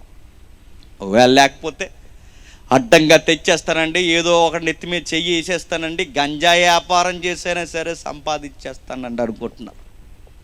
ఏదోలా సంపాదించేస్తానండి, ఆ మస్కట్ వేసో ఈ బిస్కెట్ వేసో ఎవడోకి మాయ చేసి బురిడీ కొట్టి ఏదోలా ఎదిగిపోదాం అనుకుంటే ఎదగలేము. ఎందుకంటే బైబిల్లో ఉన్న భక్తులకే కష్టపడకుండా యెహోవా త్రోవలుండి తేడా అడుగులేసిన వారికే జీవితాలు దెబ్బతినేసి అలాంటి వారు ఉన్నారంటే ఉన్నారు బైబిల్లో. ఎక్కడ? ఈ కీర్తన అలాగే అట్టే పట్టండి. ఒక్క 20 నిమిషాల తర్వాత మళ్ళీ వద్దాం. ఒకసారి అలా ఉంచండి. ఆదికాండంకి రండి. ఆదికాండము 13వ అధ్యాయం, ఆదికాండము 13వ అధ్యాయం 6వ వచనం చూడండి. వారు కలిసి నివసించుటకు ఆ ప్రదేశము చాలకపోయెను, ఎందుకనగా వారి ఆస్తి వారు కలిసి నివసించలేనంత విస్తారమై ఉండెను. అబ్రాహాము పశువుల కాపర్లకును లోతు పశువుల కాపర్లకును కలహము పుట్టిన ఒక మాట అడుగుతున్నాను, చెప్పండి. వారు కలిసి నివసించలేనంత విస్తారం అయిపోయిందంట. ఏంటి? ఆస్తి. ఇప్పుడు అడుగుతున్నాను, ఎవరు వీళ్ళంటే ఒక ఉమ్మడి కుటుంబం. ఆ ఉమ్మడి కుటుంబంలో 2 పెద్దలు ఎవరండి? అబ్రహాము గారు. అబ్రహాము గారు అంటే భక్తుడైన అబ్రహాము గారి జీవితంలోనే ఆర్థిక పరమైన గొడవలు వచ్చాయట. మరి 128వ కీర్తన ఏమని చెప్తుంది? భయభక్తులు కలిగిన వాడు నిశ్చయముగా తన ఆర్థిక పరిస్థితులు అనుభవిస్తాడని చెప్తుంది. మరి అబ్రహాం అంతటా ఆయన జీవితంలోనే, భక్తుడైన వాడి జీవితంలోనే ఎంతకిన్ని కష్టాలు. 1, ఆయన భక్తిలో తేడా వచ్చి ఉండాలి. 2, ఆస్తులు అడ్డంగా అయినా వచ్చి ఉండాలి. రెండిట్లో ఏదో ఒకటి జరిగి ఉండాలి. ఆ రెండిట్లో ఏదో జరిగితేనే ఆర్థిక పరమైన గొడవలు వచ్చాయి. ఎందుకనంటే మీరు ఫ్యామిలీలు గమనించండి, పచ్చడి మెతుకులు తిన్నప్పుడే ఉమ్మడి కుటుంబాలు బాగుంటాయి. కాస్త పైసలు పోగేసాకే గొడవలు స్టార్ట్ అవుతాయి. పూరు గుడుసులు ఉన్నప్పుడే బాగుంటాయి, బంగ్లాలు కట్టినప్పుడే గొడవలు పెద్దగా ఉంటాయి. వాళ్ళిద్దరూ బాగున్నారు. తలకాయలు ఎవరు? లోతు. వాళ్ళిద్దరూ బాగుంటే ఆస్తుల కొరకు వెనకాల తోకలు గొడవలు పెట్టేస్తున్నాయి. నేను అడుగుతున్నాను, వెనకాల ఉన్న వీళ్ళకి అసలు దమ్మిడి సంబంధం ఉందండి? వీళ్ళకి మీ కూలి ఇస్తే కూలి తీసుకుని వెళ్ళిపోవాలి. మధ్యలో వచ్చారు, మధ్యలో వచ్చిన వాళ్ళు మధ్యలో వచ్చినట్టు ఉండాలి. కానీ ఈ తోకలు అన్నాయట, మా ప్రాపర్టీ అని గొడవలు ఆడేసాయట. మన లైఫ్లో కూడా తోకలు వస్తాయి. ఆ తోకలు మధ్యలో వస్తాయి. ఆ మధ్యలో వచ్చిన తోకలు వచ్చేటప్పుడు ఏం తెస్తాయి అంటే, పెద్ద ఏం తెచ్చావు, అయ్యే కంచు మీద ఉంటాయి చూసారా, అవి తెస్తాయి. అవి దేనికి ఉపయోగపడతాయి? సంవత్సరానికి ఒకసారి చింతపండు ఎడు తూముకుని మళ్ళీ పైన వేసుకోవడం, అంతే. దానికి ఉపయోగపడతాయి, అంతే. నాకు పెద్ద క్వశ్చన్ మార్క్ మా ఇంట్లో చాలా ఉంటాయి. అవి ఎందుకు ఉంటాయని అడిగివ్వండి. ఎందుకే కలిసి రాంది అమ్మేద్దాం చాలాసార్లు అన్న మా అమ్మతో.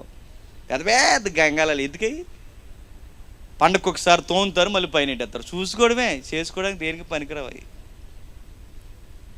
దానివల్ల వాళ్ళు వస్తారు, మధ్యలో వచ్చి ఏం చేస్తారంటే, ఏం చేస్తారు ఇలా అంటారు.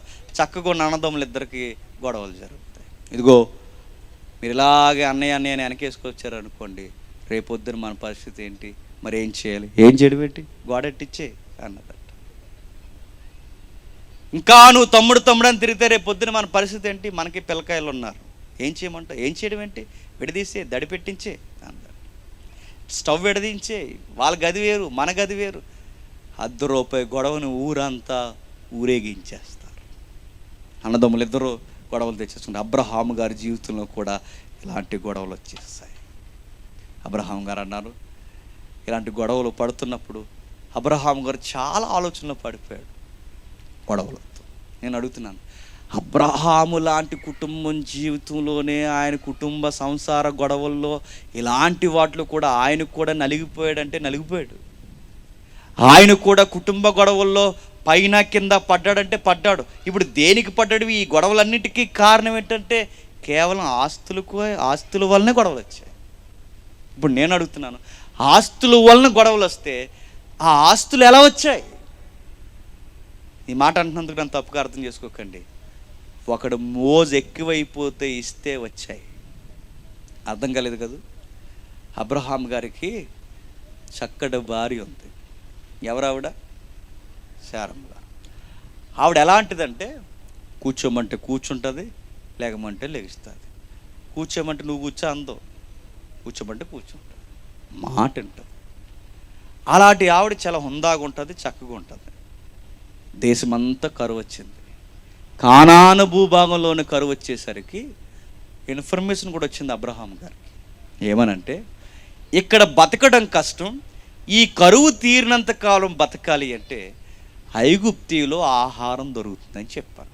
ఆ రోజుల్లో ఐగుప్తి ఎలాంటిదంటే అమెరికా లాంటిది. ఎందుకంటే ఆ రోజుల్లోనే నిత్యావసరాలు దాసే ఈ కూలింగ్ గుడామ్స్ ఉంటాయి చూసారా, అలాంటివి మెయింటైన్ చేసేవారు వాళ్ళు. అలాంటి మెయింటెనెన్స్ వాళ్ళ దగ్గర ఉంది కనుక ఆహార వస్తువులు లేదా ఆహార పదార్థాలన్నీ వారు డంప్ చేసేవారు, నిల్వ చేసేవారు.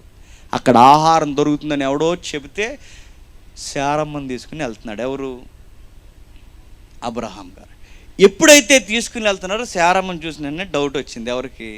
అబ్రహాం. వినండి, ఆస్తులు ఎలా వచ్చాయి ఇప్పుడు పాయింట్ మనకు దర్యాప్తు. ఆ వెళుతుండగా శారమ్మని చూసి ఈయన అన్నాడు అబ్రహాం గారు, అమ్మాయి నీకో విషయం చెప్పాలి, బతుకుంటే ఏదో ఆకు తిందాం. ఏ ఆకు అది? అసలు నేను బతుకుండాలిగా. ఇప్పుడు నేను బతుకుండాలి అంటే నువ్వు పని చేయాలన్నాడు. ఏం చేయాలంటే నువ్వు నాకన్నా చక్కగా ఉంటావు. ఈ ఐగుప్తిలో ఆహారం దొరుకుద్ది కానీ మంచి దొరకదు. ఈ మనుషులందరూ వంకరోళ్ళు. ఇప్పుడు నీ అందాన్ని బట్టి నన్ను చంపే ప్రమాదం ఉంది కనుక నువ్వేం చేస్తావంటే అందరూ చూస్తుండగా నన్ను అన్నయ్య అను, అందరూ చూస్తుండగా నేనేమంటానంటే నిన్ను చెల్లి అంటాను. ఈ బాండింగ్ పెట్టుకున్నారండి. ఇలా అన్నయ్య చెల్లి అని పిలుచుకుంటూ ఐగుప్తికి వచ్చేసారు. ఐగుప్తిలో ఉన్న ప్రజలందరూ చూశారు. చూసిన వెంటనే శారమ్మని చూసిన పబ్లిక్, ఈజిప్ట్ పబ్లిక్ ఆవిడ గురించి మాట్లాడుకోవడం స్టార్ట్ చేశారు. ఎందుకంటే ఆవిడ చాలా న్యాచురల్గా ఉంది, హుందాగా ఉంది. ఆమె ఎక్కడ ఎక్స్ట్రాగా ఎక్స్ట్రీమ్గా లేదు. ఆమెను చూసి వాళ్ళు మాట్లాడుకోవడం స్టార్ట్ చేశారు. అంతా 12వ అధ్యాయంలో ఉంటుంది. ఆ మాట్లాడుకున్న మాటల్లో ఏ విషయం మాట్లాడుకుంటున్నారంటే ఆవిడ బాగుందని మాట్లాడుకుంటున్నారు. ఎవరు? ఆడోళ్ళు మగోళ్ళు కూడా. ఎందుకు మాట్లాడుకుంటారంటే వాళ్ళకి బ్యూటీ మీద మమకారం ఎక్కువ. ఎవరికి? ఐగుప్తులు. ఎందుకంటే లిఫ్ట్కి పుట్టించింది ఎవరు అనుకుంటున్నారు? అక్కడే నైల్ నది ఒడ్డు, అక్కడే వాళ్ళే పుట్టించారు. ముల్తాన్ మట్టి, ఆ మట్టి, ఈ పేడ అంటున్నాగా. ఈ టెక్నాలజీ ఎంత పుట్టింది ఎక్కడ అనుకుంటున్నారు? అక్కడే. బ్యూటీ కోర్స్ అంటే స్కిన్కి కాస్త గ్లో పెంచే ఈ వ్యవహార చిట్కాలన్నీ పుట్టించింది వాళ్ళే. అందుకే వాళ్ళకి బ్యూటీ మీద కోర్స్ ఎక్కువ. ఆ రోజుల్లోనే రాణీలు, సామంతులు రకరకాల జడలు వేసుకునే టెక్నాలజీ కూడా పుట్టించింది వాళ్ళే. జడలు అంటే మన పెద్దమ్మలు అనేవారు ఏంటట్లని, సవరాలు. అలాంటి వ్యవహారం అంతా తెచ్చింది వాళ్ళు. ఇప్పుడు ఇగ్గులు అంటున్నారు కానీ అప్పుడు అది అలాంటివన్నీ తెచ్చింది వాళ్ళు. అందుకే వాళ్ళకి సహజంగా ఒక మనిషిని చూసిన ఏం గెస్ చేస్తారు? వాళ్ళ న్యాచురాలిటీ చూస్తారు. శారమ్మని చూశారు, భలే ఉందండి అని ఆడోళ్ళు మగోళ్ళు మాట్లాడుకున్నారు. ఇంకా ఎవరు మాట్లాడాలో తెలుసా? ఐగుప్తి అధికారులు మాట్లాడుతున్నారు.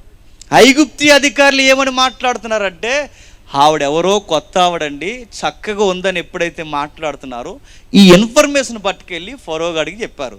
ఫరోగాడికి ఎప్పుడైతే చెప్పారో ఆడేదో ఇంకా పెళ్లి కానోళ్ళలాగా ఆ కంగారోడు అన్నాడు ఆవిడతో ఆవిడ మాట్లాడే రకంలా లేదు, ఎందుకంటే ఆవిడ ముసుగేసుకుంది, చక్కగా ఉంది, తెలియని వ్యక్తులతో మాట్లాడే వ్యక్తిలాగా ఏమీ కనబట్టలేదు. ఆవిడ మాట్లాడదో పక్కా తెలిసిపోయింది. ఆడికి ఇన్ఫర్మేషన్ ఎప్పుడైతే అర్థమైపోయిందో వాడి ఇంట్రాగేషన్లో, వాడి దర్యాప్తులో ఒక విషయం వాడికి తెలిసింది. ఆ విషయం ఏంటంటే ఇప్పుడు ఆవిడ్ని కనెక్ట్ అవ్వాలి అంటే, ఆవిడ్ని కాంటాక్ట్ అవ్వాలి అంటే ఛానల్ ఏముందని చూస్తే ఆవిడ చుట్టూ ఒక ఆయన తిరుగుతున్నాడు, చెల్లి చెల్లి అని. ఎవరు? అబ్రహాం గారు. ఇప్పుడు చెల్లి అని తిరుగుతున్నాడు కాబట్టి చెల్లిగారితో సంబంధం మాట్లాడాలంటే ఇప్పుడు ఈయన ఆయనకి ఏమవుతాడు అనుకున్నాడు? చెప్పాలి, బావగారు అనుకుంటున్నాడు. బావగారు అనుకున్నాడు అన్నాడట. ఇప్పుడు అబ్రహాము గారిని బావగారిని ఏదోలా మచ్చిక చేసుకుని ఏదో ఒక బిస్కెట్ వేస్తే ఆవిడతో ఏదోలా సంబంధాన్ని ఓకే చెయ్యొచ్చని అబ్రహాము గారిని పిలవడం మొదలెట్టాడు. పిలిచి ఏం చేశాడు? ఇప్పుడు చదవండి, అర్థమవుతుంది. 12వ అధ్యాయం ఆదికాండం 12వ అధ్యాయం 16వ వచనం చదవండి. ఆదికాండం 12వ అధ్యాయం 16వ వచనం. అతడు ఆమెను బట్టి అబ్రహామునకు మేలు చేసెను, అందువలన అతనికి గొర్రెలు, గొడ్లు, మగగాడిదలు, ఆడగాడిదలు, పనికత్తెలు, ఒంటెలను ఇయ్యబడిన. బాగా వినండి, అక్కడ రాస్తున్న మాట చూడండి. అతడు ఆమెను బట్టి, అతడంటే ఎవరక్కడ? ఫరో లేదా ఐగుప్తి అధికారి. ఐగుప్తి అధికారి ఆమెను బట్టి అబ్రహాముకు మేలు చేసినందుకు అతనికి గొర్రెలు, గొడ్లు, మగగాడిదలు, దాసులు, పనికత్తెలు, ఆడగాడిదలు, ఒంటెలు. ఒకేసారి ఎంత ప్రాపర్టీ వచ్చిందో చూడండి, ఒకేసారి ఎంత ఆర్థిక అభివృద్ధి వచ్చిందండి అబ్రహాము జీవితంలోకి. ఎవరిని బట్టి ఇచ్చాడంటే ఆమెను బట్టి. అంటే ఇప్పుడు అబ్రహాము జీవితంలోనికి ఈ ఆస్తులు కలిసి వచ్చిన ఆస్తులు కాదు. ఒకడు మోజు ఎక్కువ ఇస్తే వచ్చిన ఆస్తులు, వాడు పాపపు ఆలోచనతో ఇస్తే వచ్చిన ఆస్తులు అవి. అలాంటి ఆస్తులు కూడా తెచ్చుకున్నాడు అబ్రహాం గారు. ఇలాంటి అడ్డంగా వచ్చిన ఆస్తుల వలన అబ్రహాం కుటుంబంలో నెమ్మది వచ్చిందా? గొడవలు వచ్చాయి.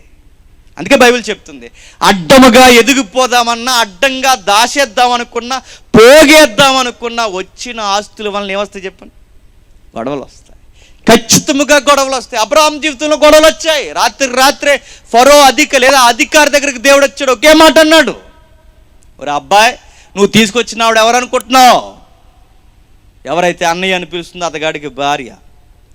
ఆ కాపురంలో ఏలెట్టావో నీ కాపురంలో నేను కాలెడతా అన్నాడు. రాత్రే వార్నింగ్ ఇచ్చాడు. వాడికి కంగారైపోయాడు, పంపించేశాడు, బాబు నీకు నమస్కారం అని. ఆ పంపించేసినప్పుడు వస్తూ ఆస్తులు తెస్తే ఆ 13వ అధ్యాయం 6వ వచనంకి వచ్చేసరికి గొడవలు వచ్చేస్తాయి.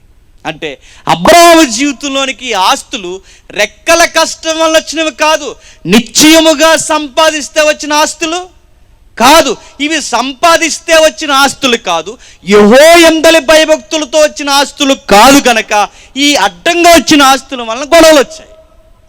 అబ్రహాంకి ఎప్పుడైతే గొడవలు వచ్చాయో అబ్రహాంకి మైండ్ ఎలగడం స్టార్ట్ అయింది. ఒకటే మాట అన్నాడు. ఆ మాట ఏమన్నాడంటే, ఇదిగో ఆస్తులే నీకు కావాలంటే ఒక మాట అడుగుతున్నాను లోతు, నీకు ఆస్తులు కావాలంటే కుడికి కావాలితే కుడి తీసుకో, ఎడమకి కావాలితే ఎడమ తీసుకో, ఎక్కడ ఎంత ఆస్తిని ఇస్తే అంత తీసుకో, కానీ ఊరు వాడ చూస్తుండగా మాత్రం గొడవలు ఎట్టుకన్నాడు. ఎందుకంటే ఈ ఊరు ప్రజల మధ్య మనం గొడవలు పెట్టుకుంటే మనము లోకు అవుతాం, మన దేవుడిని లోకు చేస్తాం. ఉమ్మడి కుటుంబాలు అన్నదమ్ములు ఎప్పుడు గుర్తుపెట్టుకోవాలండి, ఊరు వాడ ఎప్పుడు గొడవ పెట్టుకున్నామో మనం మర్చిపోయినా వాళ్ళు మర్చిపోరు. ఎగ్జాంపుల్ అర్థం అవ్వలేదు కదా, చెప్తాను, గుర్తుపెట్టాను. అన్నదమ్ములు ఉంటారు, గజు నేల కోసం కొట్టేసుకుంటారండి. లోనకు వచ్చాడు, బయటికి వెళ్ళాడు, గజు నేల కోసం అన్నదమ్ములు కొట్టేసుకుంటారు. ఈదిలోకి వచ్చి తొడగొడుతున్నాడు ఒకడు, ఎవరి మీదకి రంటే వాళ్ళ అన్న మీదకి. ఒకడు ఈదిలోకి వచ్చి కత్తి తీస్తున్నాడు, ఎవరి మీదకి రంటే వాళ్ళ తమ్ముడి మీదకి. వయసు ఉన్నప్పుడు, ఆ సత్తు ఉన్నప్పుడు ఒకరి మీద ఒకరు గొడవలు ఎగిరేస్తారు. వయసు అయిపోతుంది, వయసు అయిపోయినంటే మనకు ఆఫర్లు వస్తాయి. ఏం ఆఫర్లు? షుగర్లు, బీపీలు, అలసర్లు, కిడ్నీలు పనిచేయకపోవడం, పిప్పులు బాధ, తలనొప్పి, ఎన్ని నొప్పులు, హాస్పిటల్లో జాయిన్ చేస్తారు. ఏదో ఒక రోగం వచ్చి హాస్పిటల్లో జాయిన్ చేసిన తర్వాత అప్పుడున్న బలం ఇప్పుడు ఉండదు కదండి. హాస్పిటల్లో జాయిన్ చేసిన తర్వాత ఎంత కాదన్నా ఆ తమ్ముడు అన్నయ్య చూడడానికి రావాలి, వస్తారు, తప్పదేం కాదు, ఎందుకంటే సావు స్టేజ్ అది, వస్తారు. ఆ వచ్చిన తర్వాత చూస్తారు, చూసినప్పుడు ఎప్పుడో జరిగిన గొడవలు మర్చిపోతారు, మీ పిల్లలు కూడా పెద్దోళ్ళు అవుతారు. అబ్రహాం గారు ఎందుకు బహిరంగ గొడవ వద్దన్నాడు ఎగ్జాంపుల్ మీకు అర్థం అవ్వాలి. అక్కడ మాట్లాడుకుంటారు, ఏమన్నారు అన్నయ్య డాక్టర్ గారు అంటే, పర్లేదన్నారా అంటాడు. ఏం కంగారు పడక అన్నయ్య, ఏదోలాగా మనం వైద్యం మెరుగ్గా చేద్దాం, డబ్బులు తలైన తాకటెట్టి అంటాడు తమ్ముడు. సరేరా, ఏదోలా జాగ్రత్తగా ఇక్కడి నుంచి బయటికి రావాలనుకుంటున్నాను అంటాడు. పక్కన వీళ్ళిద్దరు మాట్లాడుకుంటారు, ఎవరు అదే అద్దరు ఏమవుతారు, తోడుగోడలు. వీళ్ళిద్దరు మాట్లాడుకుంటారు. వీళ్ళు ఏమంటారంటే, ఏమన్నారు అక్క అంటే, ఏమన్నారు కనీసం అన్నం వండడానికి కూడా ఖాళీ లేదు, హాస్పిటల్లోనే ఉండాలని డాక్టర్ గారు చెప్తున్నారంటే, అప్పుడు వెంటనే అంటుంది, నీకు ఎందుకు అక్క, క్యారేజ్ రేపు నుంచి నేను తెచ్చేస్తాను. ఇద్దరు మాట్లాడుకుంటారు సీరియస్గా. ఆవిడ మాట్లాడుతుంది, ఈవిడ మాట్లాడుతుంది, ఆడు మాట్లాడతాడు, ఈడు మాట్లాడుకుంటారు, పిల్లలు కూడా మాట్లాడుకుంటారు. అప్పటి వరకు మాట్లాడుకునే వాళ్ళు మొత్తం మీద ఎప్పుడూ జరిగిన గొడవలు మర్చిపోతారు. విషయం ఏంటి చెప్పినా, మీరందరూ మర్చిపోతారు, ఆ ఈదులో వాళ్ళు మర్చిపోరు. వాళ్ళు గుర్తెట్టుకుంటారు, వాళ్ళు ఖచ్చితంగా గుర్తెట్టుకుంటారు. టైం వచ్చినప్పుడల్లా అంటారు, మీరా మాకు చెప్పొచ్చారు, మీరా మాకు చెప్పొచ్చారు అంటారు. వాళ్ళు ఖచ్చితంగా గుర్తు. అందుకే అబ్రహాం అన్నాడు, ఈ వంకర మనసులు చూస్తుండగా మన ఉమ్మడి కుటుంబం గొడవలు బయటికి తీసుకురావద్దు. మనం ఏదన్నా కొట్టేసుకోవాలన్నా తన్నేసుకోవాలనుకున్న అన్నదమ్ములు గుర్తుపెట్టుకోండి, ఏం జరిగినా 4 గోళ్ల మధ్య కుమ్మేసుకోండి తప్ప, ఈదులోకి వచ్చారో ఆ ఈదులో ఉండే వాళ్ళు ఎవరైనా చెప్పినా వాళ్ళకి ఒకటి తెరం ఉండదు. కానీ మన సంసారంలో ఉన్న గొడవలన్నీ వాళ్ళకి కావాలి. ఆ రచ్చబండిలో తగులు చెప్పే వాళ్ళందరూ కుటుంబాలు తినంగా ఉన్నాయనుకుంటున్నారా? వాళ్ళకి చాలా కన్నాలు ఉన్నాయి, కానీ మనకు తీర్పులు చెప్తారు, మనకు నీతులు చెప్తారు. ఎందుకు చెప్తారు? ఒకటే కారణం, మనం రోడ్డు ఎక్కాం, వాళ్ళు రోడ్డు ఎక్కలేదు. మనం దాచుకునే విషయాలు బయట పెట్టాం, వాళ్ళు బయట పెట్టలేదు. అందుకే ఈరోజు మనకు ప్రతి ఒక్కడు చెప్పేవాడు అయిపోయాడు. అబ్రహాము గారు అదే చెప్పారు, ఇదిగో బయటోడు చూస్తున్నాడు, ఆ బయటోడు చూస్తుండగా గొడవద్దు, నీకు ఏది కావాలంటే తీసుకుంటే ఆప్యాయత ఆత్మీయత కన్నా ఆస్తులుంటే చాలనుకుని వెళ్ళిపోయారు. ఆయన భక్తిపరుడే, నీతిపరుడే లోతు గారు, కానీ మానవ హృదయంతో తీసుకున్న ఆ తప్పుడు నిర్ణయం ఆయన ఇబ్బంది పెట్టేసింది, పట్టుకెళ్ళిపోయాడు. సొదొమ గొమొర్రాను చూశాడు, టెంట్ వేశాడు, టెంట్లో కాపురం పెట్టాడు, కాపురం పెట్టి ఆ ఊరికి పెద్ద అయిపోయాడు. గవిని ఎలుపుల కూర్చున్నాడట, గవిని దగ్గర అంటే గవిని దగ్గర ఎవరు కూర్చుంటారు ఆ రోజుల్లో అంటే ఊరు పెద్దలు కూర్చుంటారు, అలాంటి పెద్ద అయిపోయాడు. రాత్రే దేవదూతలు వచ్చాయి, దేవుడు చెప్పాడు, ఇదిగో సొదొమ గొమొర్రాని దేవుడు నాశనం చేయబోతున్నాడు, ఇక్కడి నుంచి బయలుదేరి వెళ్ళిపో అంటే, అమ్మాయి దేవుడు ఇలా చెప్పాడు, ఆస్తులు కాదు ఆత్మీయతలో బ్రతుకుండడమే గొప్పది, ఎక్కడ ఆస్తులు అక్కడ వదిలేసి రా, దేవునితో వెళ్ళిపోతాం, దేవుడే మన ఆస్తి అని లోతు తీసుకుని వస్తుంటే, లోతు గారి భార్య ఏమైంది చెప్పండి, వెనక్కి తిరిగి చూస్తుంది అన్నది పెద్ద పాయింట్, కానీ నేను అది పెద్ద పాయింట్ అనుకోను. వెనక్కి తిరిగి చూస్తుంది అన్నది పాయింట్ కాదు, భర్త మాట వినలేదు చూసారా, ఆ పాయింట్ చెడ్డదు తన జీవితంలో. అంటే తనను గౌరవించలేదు, కనబడిన దేవుడిని ఎలాగా పట్టించుకోలేదు, కనబడే ఈ భర్తను కూడా నువ్వు లెక్క చేయలేదంటే లోకువా. మరో మాట అడుగుతున్నాను, ఆ పిల్లలు తండ్రిని మరీ లోకు కట్టారు. అల్లుళ్ళు రండిరా, ఇక్కడ సొదొమ గొమొర్రా నాశనం కాబోతుంది, బయటికి రండి అంటే అల్లుళ్ళు అన్నారట. మామగారు వాళ్ళ దృష్టికి ఎగతాళి చేయవాని వాళ్ళే ఉన్నాడు. 19వ అధ్యాయంలో ఉంటుంది. ఎగతాళి చేయడం అంటే మామగారు కామెడీ యాక్టర్ అంటే నీ మాట భార్యకి లెక్కలేదు, నీ మాట అల్లులకి లెక్కలేదు, నీ మాట నీ ఇద్దరు కూతుర్లకు కూడా లెక్కలేదు. వాళ్ళు ఏం చేశారు?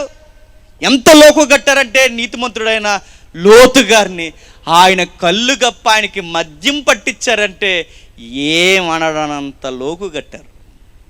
ఈరోజు ప్రతి పనికి మాలోడు బైబిల్లో లాంటి లొసుగులు ఉన్నాయని ఆ తప్పుని ఎత్తి చూపిస్తున్నారంటే ఎంత లోకు కట్టారు చూడండి. ఆ రోజు ఆ పిల్లలిద్దరు భార్య మాటనక, అల్లుళ్ళు మాటనక, పిల్లల మాటనక, మరి ఏం సాధించావంటే చివరికి తాగి మత్తులో పడిపోయాడట. ఇప్పుడు ఆ కీర్తన గుర్తుపెట్టుకోండి, నిశ్చయముగా నీ రెక్కల కష్టాన్ని అనుభవిస్తావంటే అబ్రహాము జీవితంలో ఆ కీర్తన తొలతూగుతుంది. అబ్రహాము జీవితంలో ఆ కీర్తన సరిపోతుంది. లోతు జీవితంలో ఆ కీర్తన సరిపోవట్లేదు. ఆస్తులు అనుకున్నాడు, ఆస్తులు ఆయన తినేశాయి. ఆ ఆస్తులు చివరికి చూస్తుండగానే బూడిదైపోయాయి. అబ్రహాము జీవితంలో ఆస్తులు లేవు, యెహోవా యందలి భయభక్తులు ఉన్నాయి. నీకేది కావాలంటే అది తీసుకో, నాకు ఆస్తులొద్దు, ఆయన సన్నిధి ఉంటే చాలు అనుకున్నాడు అంతే. ఆ బలిపీఠం ఉంటే చాలు అనుకున్నాడు. అబ్రహాము జీవితంలో యెహోవా ఉన్నాడు, అబ్రహాము జీవితంలో ఆత్మీయత ఉంది, అబ్రహాము జీవితంలో బలిపీఠం ఉంది. లోతు గారి జీవితంలో ఆస్తులు ఉంటాయి అనుకున్నాడు, ఆస్తులు బాగున్నాయి అనుకున్నాడు. కానీ వెనకున్న వారు జరగాల్సిన నష్టాన్ని జరిగించేశారు. భార్య పోయి, పిల్లలు పోయి, అల్లుళ్ళు మాట వినకపోయి. రెండో మాట, నీ లోగిట భార్య ఫలించు ద్రాక్ష వల్ల అన్నాడు. నేను అడుగుతున్నాను, శారమ్మ అబ్రహాముకి అచ్చు 100కి 200%, 100కి 200%, 100కి 200% శారమ్మ అబ్రహాము జీవితంలో ఫలించు ద్రాక్ష వల్లి. అబ్రహాము జీవితంలో ఫలించు ద్రాక్ష వల్లి. మరి లోతు జీవితంలో లోతు భార్య ఫలించు ద్రాక్ష వల్లి కాదు, మరి ఉప్పు స్తంభం అయిపోయింది. ఆమె కలిసి వచ్చిన భార్య కాదు, తన జీవితానికి వికారముగా మిగిలిపోయింది. అబ్రహాము గారి జీవితంలో ఫలించు ద్రాక్ష వల్ల ఆ తల్లి శారమ్మ ఎంత ఫలించిందో తెలుసా? 12 బిడ్డని రేపో మాపో చనిపోయే సమయంలో కూడా బంగారం లాంటి కొడుకుని ఫలించి చేతిలో పెట్టింది. ఎప్పుడు పేరెట్టి పిలవడం తెలియదట, ఎప్పుడు తన ఆర్థిక ఇబ్బందులు తన వల్ల రాలేదట. కూర్చోమంటే కూర్చుంటుంది, లెగమంటే లెగుతుంది. ఎందుకంటే ఆమె సుబుద్ధి గల శారమ్మ కలిసి వచ్చింది. నీ భోజనపు బల్ల చుట్టూ నీ పిల్లలు ఒలీవ మొక్కలు, భోజనపు బల్ల. ఏ భోజనపు బల్ల దగ్గర నీ పిల్లలు నీకు కలిసి రావాలో, ఇప్పుడు అదే పానీయాన్ని లోతుకి మొత్తెక్కించడానికి పట్టించారు. నీ భోజనపు పళ్ళ దగ్గర నీ పిల్లలు ఒలీవ మొక్కలు. లోతు పిల్లలు ఒలీవ మొక్కలా చెప్పండి? గన్నేరు మొక్కల 2 మొక్కలు ఉన్నాయి. ఒలీవ మొక్కలే కాదు. మరి అబ్రహాము కొడుకు ఒలీవ మొక్క కన్నా గొప్పోడు. ఆ కొడుకు ఎలా అంటాడు చెప్పనా? ఆ కొడుకు ఎలా అంటాడు తెలుసు? ఇదిగో రే, యెహోవా బలి అడిగాడు రా, ఆ బలి నైవేద్యానికి నిన్నే ఇస్తున్నానని కట్టెల మీద పడుకునేంత వరకు ఆ తండ్రి చెప్పకపోయినా అప్పుడే చెప్పిన నీ పిచ్చి శాదస్తపు భక్తికి ఆయన ఎవరో అడగడం ఏంటి, నువ్వేదో ఇవ్వడం ఏంటి, ఆ బలేదో నీకు నువ్వో చూసుకోక నా జీవితాన్ని చంపేయడం ఏంటని ఎదిరించిన కొడుక కాదు. ఒకటే మాట అంటాడు, నాన్న ఆ తండ్రి ఈ తండ్రిని అడిగితే ఈ తండ్రి ఆ తండ్రి కొరకు ఎదురు చూస్తే ఈ తండ్రి కొరకు ఈ కొడుకు చచ్చిపోతాడు నాన్న అంటాడు. నేను అడుగుతున్నాను, మన కొరకు ప్రాణాలు పెట్టే కొడుకులు కూతుర్లు ఉన్నారా? ప్రాణాలు తీసేసి కొడుకులు కూతుర్లు ఉన్నారు. ప్రాణాలు పెట్టే కొడుకులు కూతురు. అబ్రహాము కొడుకు ఇస్సాకు ప్రాణం పెడతాడు, నాన్నకు ప్రేమ కొరకు చచ్చిపోతాడు. నాన్న కూర్చోమంటే కూర్చుంటాడు, కట్టెలు మోయమంటే కట్టెలు మోస్తాడు, మరి ఇది చెయ్యొద్దంటే మానేస్తాడు. నాన్న సంబంధం చూసే వరకు ఎక్కడ ఆయన జీవితంలో ఎంత మర్చిపోవడం ఉండదు. అంత చక్కటి కొడుకండి ఆయన. ఇస్సాకు జీవితంలో ఎంత ఉత్తమమైన వ్యక్తిత్వం ఉందంటే ఆయన ఒలీవ మొక్క. ఆయన ఒలీవ మొక్క. ఆయన జీవితంలో ఎంత ఎంత విశాలమైన జీవితం కనబడుతుందో చూడండి. మన పిల్లలు ఒలీవ మొక్కల్లా ఉన్నారా? అబ్రహాం భోజనపు బల్ల దగ్గర తన తండ్రి కష్టాన్ని ఎప్పుడు ఆ గుప్పెడి మెతుకులు ఎదిరించాడు ఇస్సాకు. భోజనపు బల్ల దగ్గర కలిసి వస్తాడు. కిందికి అంటున్నాడు 128. ఇప్పుడు చదవండి 128 అధ్యాయం 6వ వచనం. నీ పిల్లలను నీవు చూసెదవు, ఇశ్రాయేలు మీద సమాధానం. ఇంకా పైకి వెళదాం 4వ వచనంలో, యెహోవా యందలి భయభక్తులు గలవాడు ఇలాగ ఆశీర్వదింపబడును, సియోనులో నుండి యెహోవా నిన్ను ఆశీర్వదించును. సియోనులో నుండి యెహోవా నిన్ను ఆశీర్వదించును. నీ జీవితకాలం అంతయు యెరూషలేమునకు క్షేమము కలుగును చూస్తావు. ముగిద్దాం. ఇంకా సియోనులో నుండి దేవుడు చేస్తాడు. సియోను యెరూషలేము, యెరూషలేము సియోను. నేను అడుగుతున్నాను, సియోను యెరూషలేము అంటే, ఆ రోజుల్లో సియోను యెరూషలేము అంటే దేవుని సన్నిధి ఉండే పట్టణం, దేవుని సన్నిధి ఉండే స్థలము, దేవుని మందిరం. దేవుడు ఎక్కడి నుంచి ఒక మనిషిని దీవిస్తాడంటే సీయోనులో నుండి. ఇప్పుడు క్రొత్త నిబంధన అడుగుతున్నాను, క్రొత్త నిబంధనలో దేవుడు దీవిస్తాడు. క్రొత్త నిబంధనలో సియోను యెరూషలేము ఉంది, క్రొత్త నిబంధనలో సియోను యెరూషలేము ఏంటి చెప్పండి? సంఘం. దేవుడు ఎక్కడి నుండి ఒక మనిషిని దీవిస్తాడయ్య అంటే సంఘములో నుండి దీవిస్తాడు. మన దరిద్రం ఏంటి చెప్పినా, మనం సంఘం ఎగ్గొట్టి తిరుగుతాం. ఇక్కడ ఏమనంటే అక్కడ పోతాం, అక్కడ ఏమనంటే ఇక్కడ పోతాం. అవసరమైతే పాస్టర్ గారిని బెదిరించేస్తాం, రేపు నుంచి మీ సంఘానికి రామండి, రాకపోతే పోతాం, రాకపోతే పోతావు. నీ జీవితంలో నీ కుటుంబాలు దీవింపబడాలి అంటే నీ స్థానిక సంఘముతో నువ్వు కనెక్ట్ అయి ఉండాలి. ఎందుకంటే ఆయన యెరూషలేము సీయోను మందిరమైన సంఘంలో నుండే దీవిస్తాడు. ఆయన సంఘానికి రానండి, పాస్టర్ గారితో సహవాసం లేదండి, అసలు సంఘ సహవాసమే నాకు లేదండి, గుండెల్లో ఉన్నాడండి దేవుడు అంటే నీ గుండెల్లో గుడి కట్టుకుని అక్కడ ఉండి అంటాడు. ఆయన సంఘంలో ఉండాలి. సీయోనులో నుండి యెరూషలేములోకి క్షేమం కలుగుడు చూస్తావు. ఆ సీయోనులో నుండే యెహోవా నిన్ను ఆశీర్వదిస్తాడు. నిజమే, సంఘము బాగుంటే కుటుంబాలు బాగుంటాయి, కుటుంబాలు బాగుంటే సంఘం బాగుంటాయి. ఈ రెండిటికి అవినాభావ సంబంధం. మీరు బాగుంటే సంఘం బాగుండాలి, సంఘం బాగుంటే మీరు బాగుండాలి. మనం సంఘంతో బాగోకపోతే మన కుటుంబాలు చెప్పండి బాగోవు. బయట ఆటో వాళ్ళకి అర్థమైందండి ఈ సూత్రం. ఆటో వాళ్ళు ఏమంటారండి, అందరూ బాగుండాలి, అందులో నేను ఆటో వేసి తిరగాలన్న. అందరూ బాగుండాలి, అందులో నేను ఉండాలంటే నిజమే, అందరూ బాగుంటే టికెట్లు ఉంటాయి ఆయనకి, అందరూ బాగుంటేనే ఆయనకి ఆ ఆటో తిరగడానికి అవకాశం ఉంటుంది. అందరూ రోగులే ఇంట్లో ఉంటే ఎవరికి ఆయనకి అక్కడికి సర్వీస్ ఎక్కడ చేస్తాడు? అందరూ బాగుండాలి, అందులో నేను ఉండాలని. ఆటో వాళ్ళకి అర్థమైంది, బిజినెస్ చేస్తున్న వాళ్ళకి అందరూ బాగుంటే మనం బాగుంటామని. బైబిల్ చెప్తుంది, సంఘం బాగుంటే నువ్వు బాగుంటావు. నువ్వు బాగుండాలి, సంఘం బాగుండాలి, మీ ఇరువురు స్థానికంగా బాగుండాలి. దేవుడు సీయోనులో నుండి దీవించును. మనం ఎలాంటివని చెప్పినా, భార్య వస్తే భర్త రాడు, భర్త వస్తే భార్య రాదు, పిల్లలు వస్తే వీరు రారు, వీరు వస్తే సంఘానికి అప్పుడప్పుడు అలా వచ్చిపోతారు. ఈ కీర్తన అంతా ఏం చెప్తుందంటే, నీ యాత్ర జీవితంలో నెమ్మదిగా వెళ్ళిపోవాలి అంటే, ఉన్న కాలంలో నీకు సంసారం, ఆర్థిక, పిల్లలు ఇలాంటి అవకతవకలు లేకుండా నీ జీవితం నెమ్మదిగా కొనసాగిపోవాలి అంటే సూత్రం యెహోవా యందలి భయభక్తులు కలిగి ఉండాలి. అన్నిటికీ అదే సమాధానం. చూడండి, చివరికి చెప్తున్నాడు, నీ పిల్లలను చూస్తావు, భార్యడే కాలం బతుకుతావు. ఈ మాటే ప్రభు చెప్పాడండి కొండ మీద ప్రసంగంలో. మొదట ఆయన రాజ్యాన్ని, నీతిని. యెహోవా యందలి భయభక్తులని ఎక్కడ అన్నాడు? కొండ మీద ప్రసంగంలో ఇదే సారాన్ని ఏమన్నాడు?